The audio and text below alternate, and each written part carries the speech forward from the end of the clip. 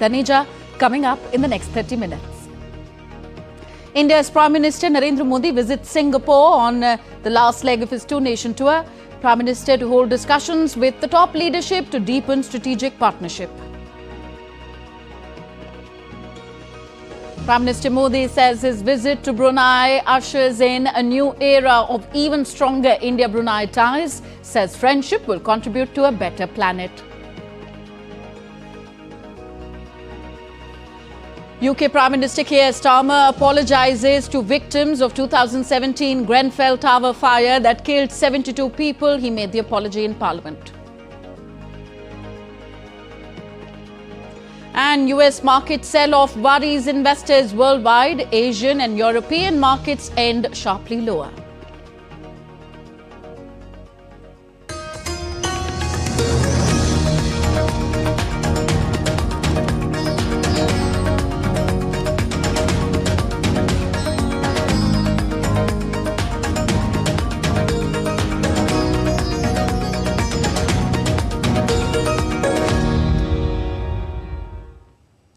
India's Prime Minister Narendra Modi arrived in Singapore on Wednesday to a rousing welcome. Prime Minister Narendra Modi met with the Prime Minister of Singapore, Lawrence Wong, at the iconic Sri Temasek in Singapore. During his visit, both leaders will review the progress of India-Singapore strategic partnership and exchange views on regional and global issues of mutual interest. Prime Minister Narendra Modi was greeted by the members of the Indian community with great warmth. Prime Minister Narendra Modi will call on Singapore President Tharman Shanmugaratnam and interact with the Singaporean leadership on Thursday. He will also meet with business leaders from Singapore tomorrow. Prime Minister Narendra Modi is on a two-day visit to the South Asian island country. The visit aims to deepen cooperation between the two countries in new and emerging areas of advanced manufacturing, digitalization and sustainable development. DDI India's Akshay Dongre spoke to the dancers and performers who had the opportunity to perform before the Prime Minister as he landed in Singapore. By and large, everyone was happy at the prospect of interacting with Prime Minister Narendra Modi. There were a lot of cultural performances that were put on display. How you guys performed as far as the upon the arrival of Prime Minister? How was the experience? It's very exciting, very a unique experience for sure. We are very honored to represent Indian dance in Singapore. Right. We are dancing Odissi. Ma'am, you were here part of the reception. How was it, the experience? Well, the experience was out of this world. It was definitely a one-time opportunity for all of us to have been performed in front of Narendra Modi ji. And what more, a cherry on the cake is that he himself came forward and asked for this, what is called as Tipru, and asked for it. He first did wish us Happy Ganesh Chaturthi that is going to come in 2 days. Right. So we are super more excited for it. And again, I mean, words are not enough to express how happy we are. These people are a part of the Indian diaspora. Many of them have also performed in Indian, different kind of Indian arts. So how was it, ma'am? How was the experience seeing the Prime Wonderful, Minister? Wonderful. It was a lifetime, like you can say it is a lifetime achievement I got. Seeing Modi ji live, for me it was the first time. What about you? Ishan. Ishan, so how was the experience like seeing Prime Minister so up close? It was actually really like inspiring because you could see he has such a big aura. Yeah. And yeah, I was very excited. And sir, what about you? Yeah, I'm born in India. Now Singapore is home. So Modi ji is a living legend. He's an inspiration for all. And we came with all the family just to get a glimpse of him, to get his presence. Right. So this is Prime Minister's 5th visit to Singapore. Do you think that the push that he has given in his foreign policy has brought the two countries closer? Yeah, and I think there is a lot of scope. There's a lot of scope because we have a very enthusiastic and very motivated Indian diaspora here, and there's a lot of scope. And there is a lot of enthusiasm that you can sense in the air here. So Prime Minister has arrived and there is a lot on cards to bring the two countries closer even more. With camera person Vinay Kumar Tiwari, Akshay Dongre, DD India. Earlier, a big investment was announced by a leading Singapore group ahead of Prime Minister Narendra Modi's visit. CapitaLand of Singapore will invest around 90,280 crore rupees or $14.8 billion Singaporean dollars in the next 4 years. CapitaLand, which is one of Asia's largest diversified real estate groups, has planned to more than double its funds under management in India. CLI entered India 30 years ago with the development of its first IT park in via Ascendus. Earlier, in a historic visit to Brunei Darussalam, India's Prime Minister Narendra Modi held a meeting with Sultan Haji Hassan Al Bolkiah on Wednesday and discussed ways to further cement bilateral ties during the wide-ranging talks. The Sultan Haji Hassan Al Bolkiah and his close family members warmly welcomed Prime Minister Modi at the Istana Nurul Iman. The Istana Nurul Iman is the official residence of the Sultan of Brunei. The leaders then held delegation-level talks where the two leaders welcomed the elevation of bilateral ties to enhanced partnership. The Indian Prime Minister invited Brunei Sultan to pay a visit to India soon. Bharat की act east policy और Indo Pacific vision में Brunei का महत्वपूर्ण साझेदार होना ये हमारे लिए उज्जवल भविष्य की गारंटी है। हम एक दूसरे की भावनाओं का सम्मान करते हैं। मुझे विश्वास है कि मेरी इस यात्रा से और हमारी चर्चाओं से आने वाले समय के लिए हमारे संबंधों को स्ट्रैटेजिक दिशा मिलेगी। India and Brunei also signed an exchange memorandum of understandings on cooperation in the operation of telemetry, tracking and telecommand station for satellite and launch vehicles. A joint statement was adopted after the talks. So they discussed emerging areas of bilateral cooperation such as fintech, the digital technology, digital payment systems, as well as renewable energy. Space has traditionally been an important area of bilateral cooperation. India's telemetry tracking and command station is located in Brunei, and both sides signed an MOU to take this relationship further forward. So after bilateral talks on a wide range of issues were held, Sultan of Brunei hosted an official lunch in honor of the Indian Prime Minister, served with the tune of Vaishnava Jantu Tene Kahiye and Bumaro Bumaro. Motichur laddus and saffron pedas were on the royal menu in honor of Prime Minister Narendra Modi at the Royal Palace, the Istana Nurul Iman, the official luncheon being served. Prime Minister Narendra Modi thanked the entire royal family for the warm welcome and hospitality and lauded deep historical and cultural ties between the two countries. हम अपने राजनीतिक संबंधों की 40वीं सालगिरह मना रहे हैं। इस अवसर पर हमने निर्णय लिया है कि अपने संबंधों को एनहांस पार्टनरशिप का दर्जा देंगे। हमारी साझेदारी को स्ट्रैटेजिक दिशा देने के लिए हमने सभी पहलुओं पर व्यापक चर्चा की।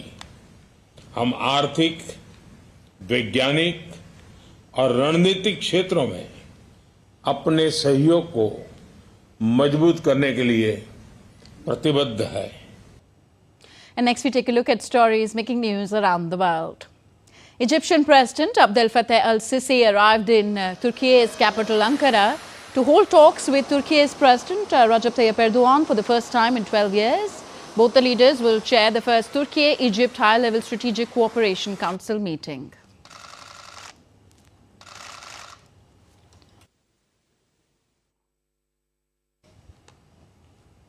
Residents of Philippines town Rizal started cleaning up the thick layers of mud covering their homes after tropical storm Yagi hit the town. At least 13 people have died till now in this Yagi storm's aftermath. Thousands of Volkswagen workers protested against the company's new rule to cut costs by reducing wages of the staff. During the meeting, workers shouted goodbye in German to company's financial chief to oppose the decisions. The chief revealed that the company is facing shortfall in demand of cars after the COVID-19 pandemic. And Lady Gaga, along with her co-star Joaquin Phoenix, arrived at the Venice Film Festival ahead of their premiere of the film Joker Folie à Deux. The movie is one of the biggest draws of this year's A-lister packed edition.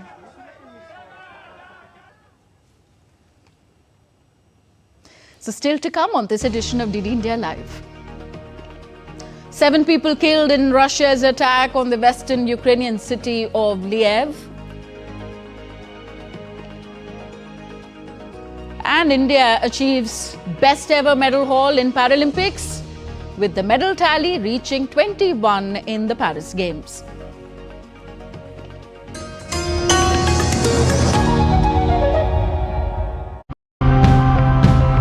New challenges need new strategies, and technology is already impacting the way we live and we farm.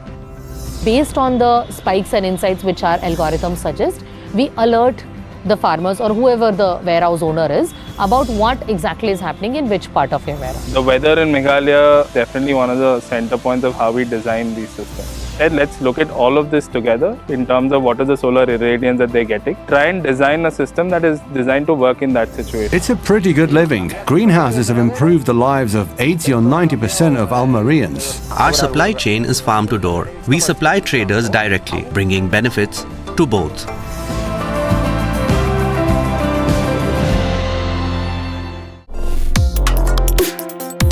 Complex issues, hidden agendas, twists and turns, strategic games. We think all dots are linked. We just need to connect them. Join me every week as I connect the dots to unravel hidden designs in statecraft, mysteries, and decode issues that matter to you.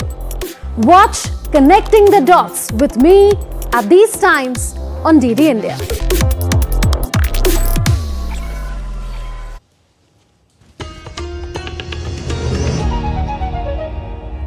Welcome back. You're watching DD India Live. I'm Tanvi Taneja. Indian President Draupadi Murmu concluded her 3-day visit to Maharashtra on Wednesday. President Murmu paid obeisance at Takht Sachkhand Shri Hazur Sahib Gurudwara in Nanded city of the western state. Located on the banks of river Godavari, the Gurudwara of Nanded is one of the 5 high seats of the authority of the Sikh community.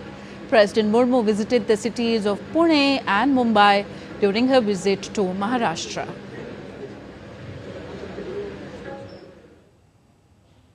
A memorandum of settlement was signed between the Tripura government, centre and representatives of the National Liberation Front of Tripura and the All Tripura Tiger Force in New Delhi. Senior officials of the Home Ministry and Tripura government signed the memorandum of settlement.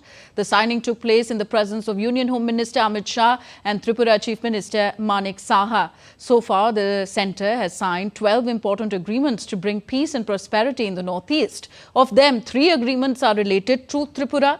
Around 10,000 people have given up arms and joined mainstream due to the signing of several agreements by the Narendra Modi-led government.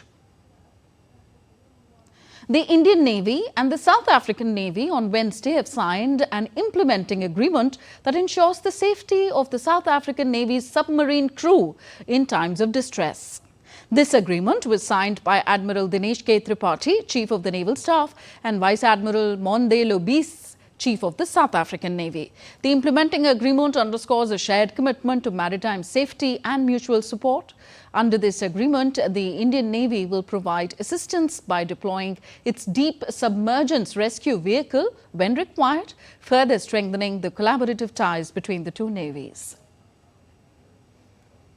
On to the Russia-Ukraine conflict now. Recent airstrikes in Ukraine have led to serious consequences. In Lviv, at least 7 people, including 3 children, were killed and more than 30 injured. Several residential buildings caught fire and 2 schools will be closed on Wednesday.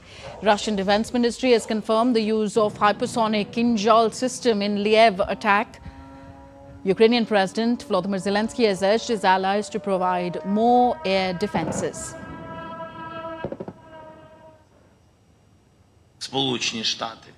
United States, Great Britain, France, Germany. Only these 4 countries are providing or able to provide long-range weapons that can help us push the Russian Federation out of Ukraine's territory or save lives of civilians in all the cities: Poltava, Lviv, Kharkiv, Kiev, Dnipro, Kryvyi Rih. We are losing people daily, and our ability to solve these problems depends on these 4 countries. UK Prime Minister Keir Starmer apologised on behalf of the state to victims of the 2017 Grenfell Tower fire that had killed 72 people. He made the apology in Parliament on Wednesday. He told the House that the government will set up an inquiry in the matter. After a new report on the disaster on September 4th, survivors of the Grenfell Tower fire in London blamed the government for poor regulation. I want to start with an apology on behalf of the British state to each and every one of you, and indeed to all of the families affected by this tragedy. It should never have happened.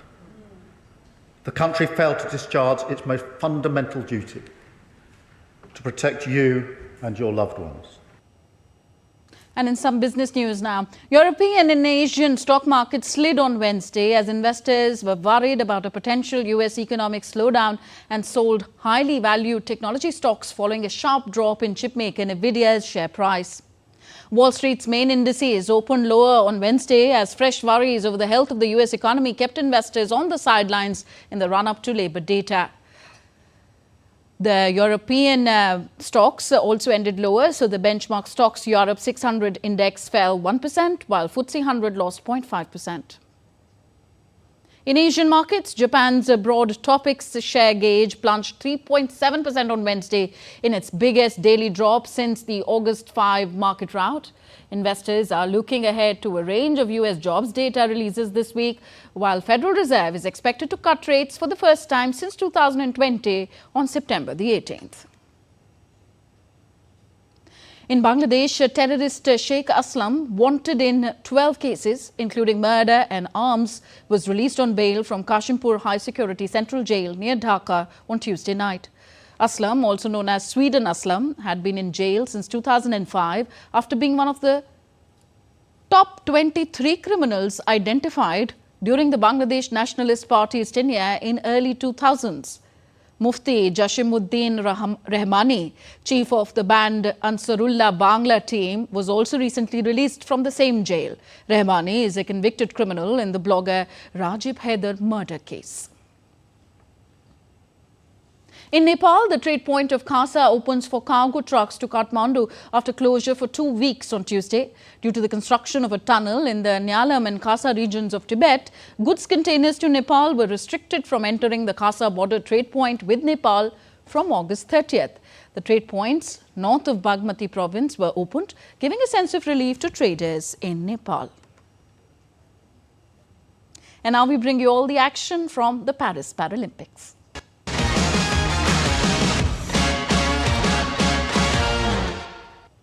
India's para-athlete Sachin Sarjay Rao Khiladi won the silver in men's shot put F46 event with his best throw of 16.32 meters at the Paris Paralympic Games. In the finale, Sachin began with a poor first throw that failed to touch 15-meter mark and recorded 14.72 meters. But he came back stronger. His next throw was 16.32 meters, putting him on top and also creating an area record. The gold medal was won by Canada's Greg Stewart. With this, India's Paris Paralympics tally reached 21 medals.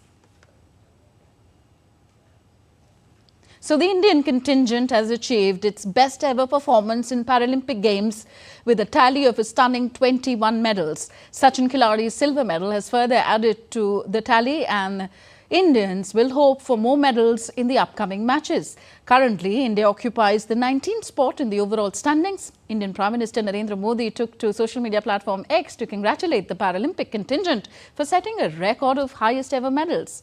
Prime Minister Narendra Modi wrote on the platform X, and I quote him here, "India is proud and delighted. Our incredible Paralympic contingent has set a record for the highest ever medals for our country in any Paralympics. This shows the dedication, passion and determination of our athletes. Congrats to each and every player, he wrote.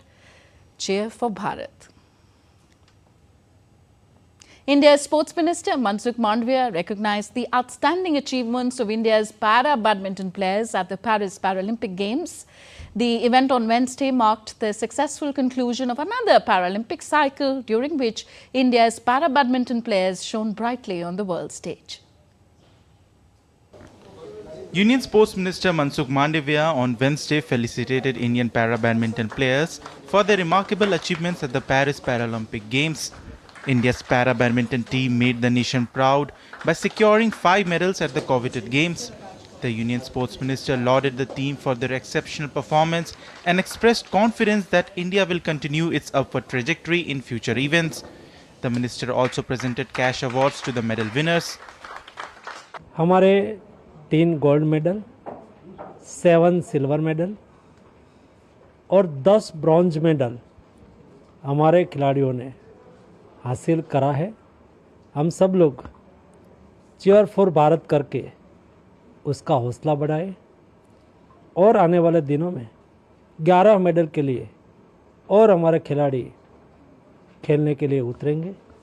मुझे पूरा विश्वास है कि हमारे खिलाड़ी जिस तरह से परफॉर्मेंस पैरालंपिक में कर रहा है, उसको देखते हुए आगे भी हमें और अच्छी सफलता मिलेगी। This achievement underlines the growing strength and potential of India's para-athletes. This success story is an evidence to the determination of the athletes and the robust support system provided by the government. We experienced this for the first time in the Asian Para Games 2018 when Prime Minister Sir met us after the conclusion of the Asian Para Games, and then that motivated athletes very hugely and very heavily, and then since then after every major event he has invited players and he has met everyone personally. We granted them wishes and gave his blessing to everyone. The medal tally included 1 gold, 2 silvers and 2 bronze medals. Nitesh Kumar won gold in the MS SL3 category, while Suhas Jathiraj and Thulasimati Murugesan clinched silver. Nitya Shri Sivan and Manisha Ramadas secured bronze medals in their respective categories. Initiatives like targeted financial assistance, world-class training facilities and specialized coaching have been instrumental in elevating the performance of India's para-athletes. Narayan Singh's report for DD India. And as we wrap up this edition of DD India Live, we bring you the splendor of Benin's cultural heritage. Benin's centuries-old lake village of Ganwe that came to life with the annual festival celebrating the history and heritage of the community, which has now become a major tourist attraction. The event that hosted an array of events including music, dance and boat regattas, as well as traditional food and spiritual ceremonies, highlighted the vibrant life and traditions of the unique lake-dwelling community perched on stilts.